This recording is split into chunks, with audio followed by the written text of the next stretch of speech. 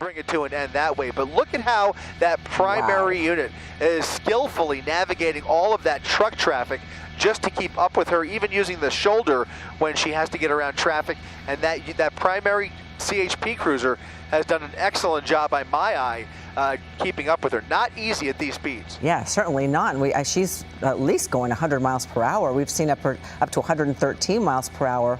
That's pretty incredible. And just flying through all the different lanes and driving like that, that's a pretty scary situation. Thank goodness there's not a lot of traffic on the 5 right now, at least there. Yeah, I mean, from a tactical standpoint, it seems to be in the best position, the best place is on the freeway for a pursuit just like this. Look at that, another black and white, ready to engage, just waiting there to make the U-turn, and now you have at least a couple of units on her tail now. But yeah, this is the safest place, all things considered, on a controlled freeway. Hopefully they can perform some kind of a traffic brake up ahead, and that would reduce the risk to other motorists and even supply the opportunity for a possible pit maneuver. But she'd still have to slow down tremendously to even consider it. But even a spike strip, if you can get rid of all of the other traffic and take them out of the picture and just have that one SUV coming towards you, much easier to lay down that spike strip, especially with only 3 or 4 lanes on the 5 freeway as it begins to narrow up ahead here. Yeah, it certainly would be great to get her off the freeway, because this is a pretty scary situation. And just like you said, there's one way to where she's going. There's really no exits. There's nothing out there in the middle of nowhere. So I don't know where she thinks she's going to go. She's going to end up, like you said, in Bakersfield. But once there, then what? I don't know what she's thinking. None of us do, exactly. And there are places to hide up there. I mean, it's obviously a more densely populated city if she takes that route. Right now, we're in Fraser Park. Yet another CHP officer pulling over for her, making room to give her as much. Look at this! Almost crashing into those construction barrels at a high rate of speed. That's the kind of thing that could really end this in a crash really, really quickly if she starts colliding with debris or objects, especially those construction cones or barrels. Those will definitely put a dent and potentially put a stop to this pursuit really quick. And she is using that shoulder because there's really very little room to play with, threading the needle through the barrels, trying to get around this traffic. It's down to 2 lanes. Just like I mentioned, as the freeway narrows, there's very limited opportunity for them to chase her. However, she is managing to navigate these nooks and crannies, squeezing through traffic here, squeezing through construction barrels, trying to get away from those primary units. They are still keeping up with her, but this is becoming more and more dangerous by the second at these speeds on these narrow lanes. Yeah, we've never really, you don't really see this kind of speed when on this freeway like this on shoulders and going through those traffic barrels. My goodness. Yeah, and when first of all, for some reason, for whatever reason, when we take these pursuits up into the high desert here, it typically happens at night, where we are very limited and don't have the best optics on pursuits like this. This is a unique daytime pursuit up the Grapevine along the 5 freeway, finally getting our first glimpse of the female driver who appears to have possibly a pink backpack or maybe a shopping bag on her lap. So she's steering that vehicle with something, a large object. I don't want to speculate what else it could be, because I mean, it could be anything, quite frankly. But she has a large object on her lap as she tries to wrestle with that steering wheel, even taking her hands off the wheel. My goodness. Taking her hands off the wheel at triple-digit speeds, doing about 110 miles per hour up the 5 freeway, ruffling through that bag. It looks to be either a shopping bag or a backpack that she's rifling through to try and get something, but she is taking her hands off the wheel at extremely dangerous speeds, passing by every other car in front of her, using that shoulder now to evade those primary units. This is not looking good, Ellen. Not at all. No, I feel for those drivers on the freeway. If anyone's watching, you have your friends or family on that freeway, give them a heads up, because my goodness, this is a cringeworthy type of pursuit.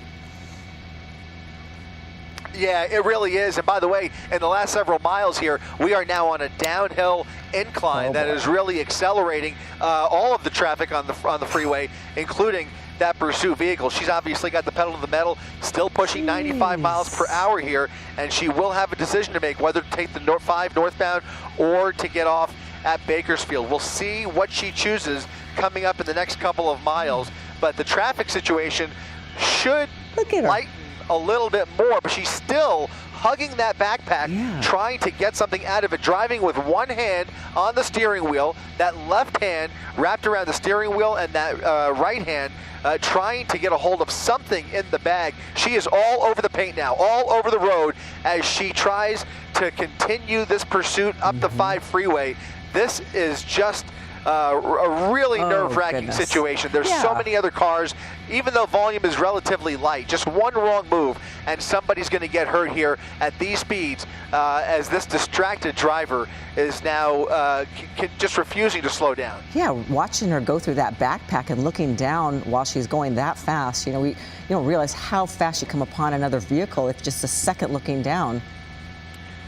Yeah, and you have to wonder what else they are aware of here in terms of, you know, what they know about the suspect. Is she potentially armed? If they don't know that, they have to assume that. I mean, what is she reaching for? Right. It's a possibility, at least, that they have to consider. What else could she be reaching for in that bag? What is so important that she is rifling through that backpack? It's a large bag on her lap as she continues up the 5 freeway here.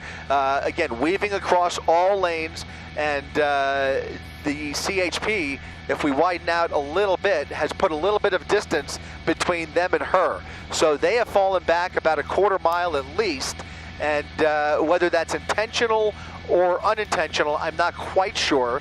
It's possibly a tactic that they're using, but in any event, they have fallen back for whatever reason. Yeah, well, maybe it is just to take some of the pressure off her, and maybe she'll slow down, but she doesn't seem to be showing any sign of slowing down. In fact, she's speeding up. As you said, it's a downgrade hill now, so that's a pretty scary situation.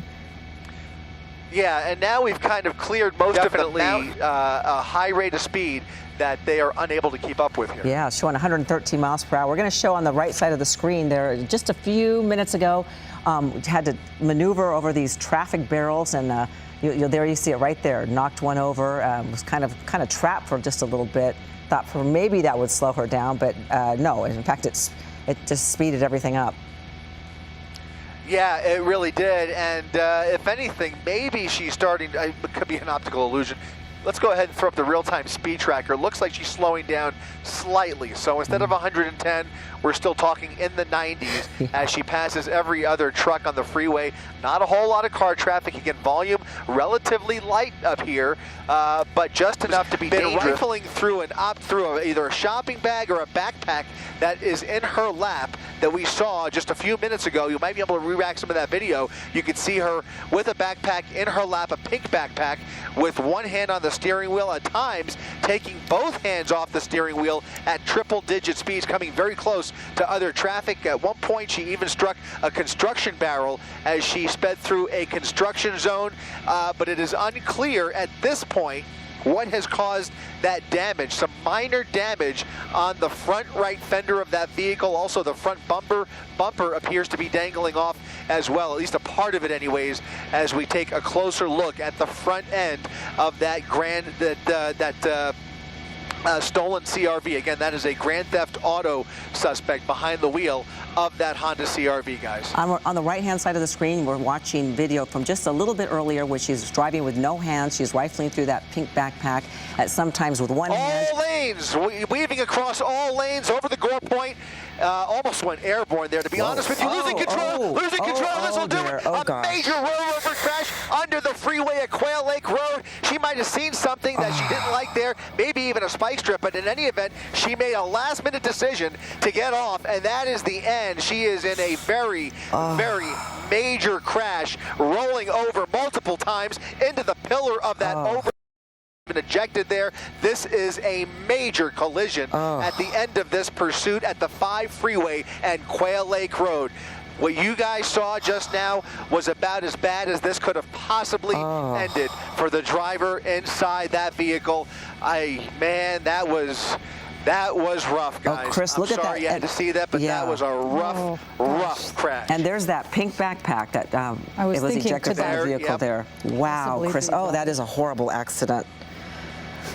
And you could see instantly those CHP officers approach the vehicle unarmed, or they're armed, but they were not, you know, they basically confirmed just by the just by watching the body language Yeah, here, yeah. you could tell that that driver, at the very least, is incapacitated at this point.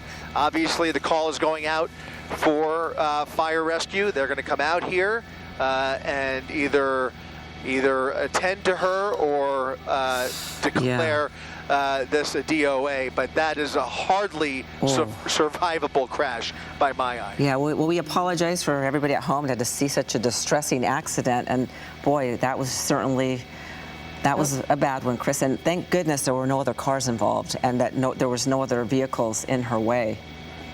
Oh my I don't goodness. know what made her decide to weave across the entire freeway at the very last second. Right. But it's possible, and I don't know this for sure, but this is the same exact area where we were expecting to see that spike strip. And so we don't have confirmation, and I don't want to pretend that we do. But this is the area where she may have seen either a patrol unit ahead of her or something else that gave her the last-minute instinct to swerve across the freeway and try and exit the freeway at Quail Lake Road, only to lose control of the vehicle, off-roading for a couple of seconds, and then colliding with that guardrail and eventually rolling over right into the pillar of the Quail Lake Road overpass. Just a terrifying end to this pursuit. And not a good sign that they're not looking in the vehicle or speaking with anyone in that vehicle. So, well, I know that was really unbelievable. I don't think that we've really seen at the end of a pursuit happen quite so violently. Again, this is on the 5 North, so of course this is happening through. Chris, was this an exit? Was it off? I'm just trying to think about traffic that might be impacted, but it was a. Yeah, you can see this area. Thank goodness doesn't have a lot of drivers on it. Yeah, no, the freeway is not going to be impacted here, fortunately, so that's some good news for drivers, but she was transitioning onto Quail Lake Road, and it was the transition road, that windy transition road, that just didn't allow her to take that turn at that speed. She never really slowed down. She took she made a it's just the worst. She made a last-minute move across the entire freeway and then tried to swerve around the transition road at 100 miles per hour without ever even braking, and then just lost control of the vehicle at that speed. It was really curtains the minute she crossed over.